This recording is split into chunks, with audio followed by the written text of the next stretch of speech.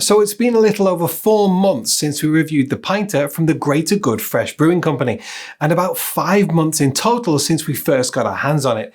We've had some great brews out of it so far, but one thing has niggled me in the time. Although it's quite a quicker brew process than your traditional home brewing, this fresh brewing does take time, and if you're doing extended brewing times, that could be anything up to 15 or even 20 days from docking to your first pour. Once you start pouring and drinking, you know that when that's gone, even if you start brewing immediately, that clock resets and starts all over again. Time to call for reinforcements. The Co-Pinter.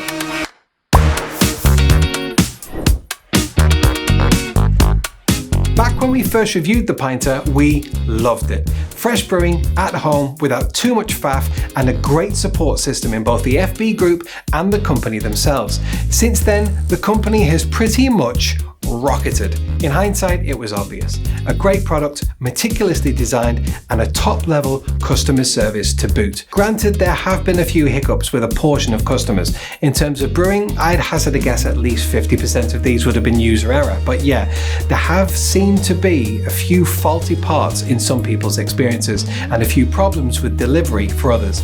Let's get the negative out of the way.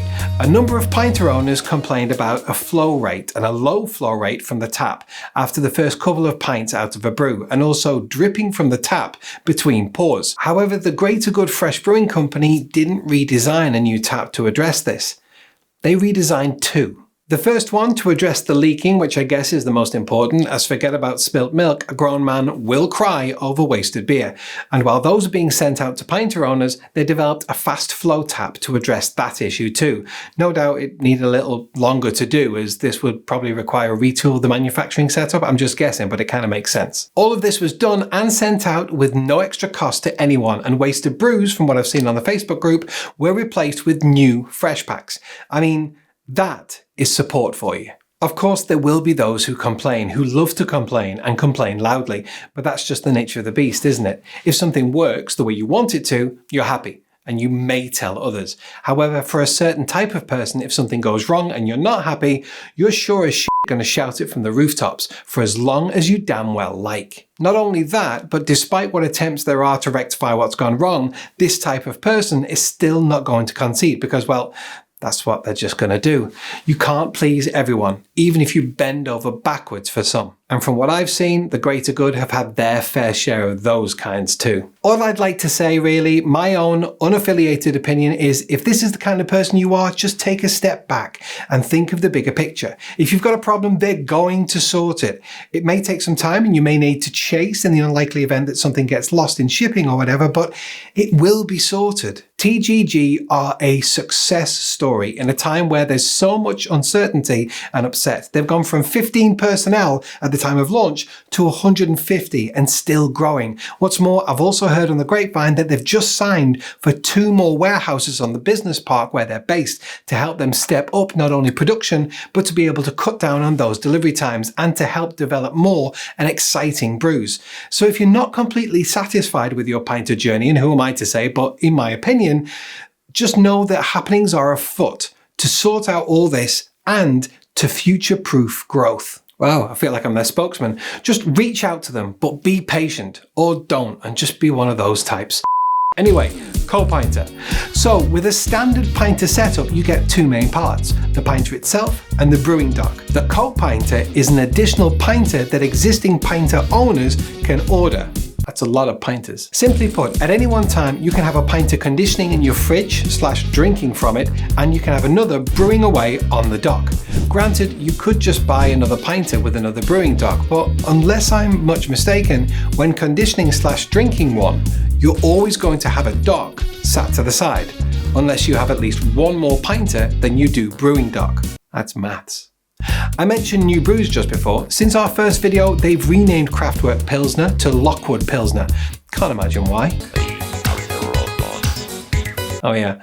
They've also added to the range with Saison's Greetings, which was the brew from Christmas 2020 and later renamed to 4 Saisons, and put in permanent circulation due to how well it was received. They've also added dark matter espresso stout, which if you have even ever so slightly enjoyed a stout, this will completely rock your world and is a firm favourite for a lot of the Facebook group alum. And finally, Upland Social, which I've just finished, a really lovely IPA, a little lighter in weight than the Public House IPA, and West Nuevo, a Californian common lager, which is currently conditioning the fridge. When I said in my original review, there's a load of different drinks that you can brew in this thing, and more to come in the future, it would seem.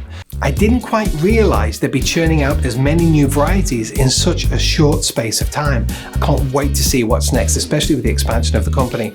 What would I like to see? I'd like to see an even darker, fruitier cider than the Waltham Forest they have on offer. This was lovely. I mean, it really was. My wife, Emma, loved it. And when we first opened it during a gap in lockdown, we had a couple who lived next door, but one over, Colin and Mel. He's from Derry and she's from Texas. What a mix. They liked it too. Let's put it this way. The Pinter was emptied that night. I'm not talking down the sink. Yeah, something along the lines of the dark fruit cider from Strongbow. Truth be told, I got into it after Emma and I went to an 80s festival, big festival in the park just around the corner, well, from us, in 2019. The only thing they had left by mid-afternoon was dark fruit Strongbow, so I committed and went in with both feet. I seem to remember Midge-Ure and Black Lace. Could have been the cider, to be fair. So yeah, since the first review, we've been busy with the Pinter, but it has been a little too few and far between, with having to wait for one Pinter to brew and condition before we could start to enjoy it. Our current state is Social Uplands was finished yesterday, as in drunk, and that was nice. What? At the same time, West Nuevo has gone into condition, and back on brew is my wife's choice and still her fave from the lineup, Public House IPA, the first one we brewed when we first got it. All in all, the Co-Pinter is a cracker and one addition you really should consider if you find yourself waiting too long between pours. As the marketing goes for the Co-Pinter, brew one, pour one. Genius. Apologies for the rant, but it really did have to be done. Please give a video a like if you found it helpful, you found it entertaining or whatever. It really does help out the channel. And with all that, my name's Adam. This is Musing of a Man. Thanks so much for watching. I'll see you on the next one.